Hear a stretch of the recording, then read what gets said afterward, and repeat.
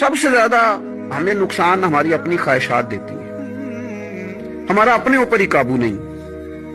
صبر یہ ہے کہ انسان اپنے اوپر کنٹرول کرے، اپنے آپ کو روکے۔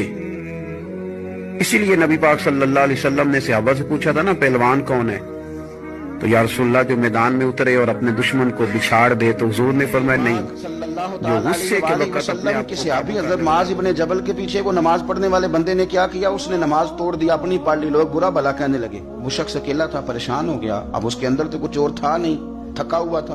اس نے کہا یار تم نے مجھے بہت تکلیف دی، میں اب حضور کی بارگاہ میں جاؤں گا۔ جا کے عرض کی یا رسول اللہ صلی اللہ علیہ وسلم میں اونٹ چرانے والا آدمی ہوں، میں تھک جاتا ہوں، تکلیف میں ہوں۔ معاذ ابن جبل ہمیں نماز پڑھاتے ہیں اور بڑے پیارے صحابی ہیں حضرت معاذ ابن جبل، لیکن فرماتے ہیں حضور اتنی لمبی نماز پڑھائی کہ میں تھک گیا، اور پھر میں نے اپنی نماز پڑھی اور نماز پڑھ کے حضور میں بیٹھ گیا، لوگ مجھے برا بھلا کہہ رہے ہیں۔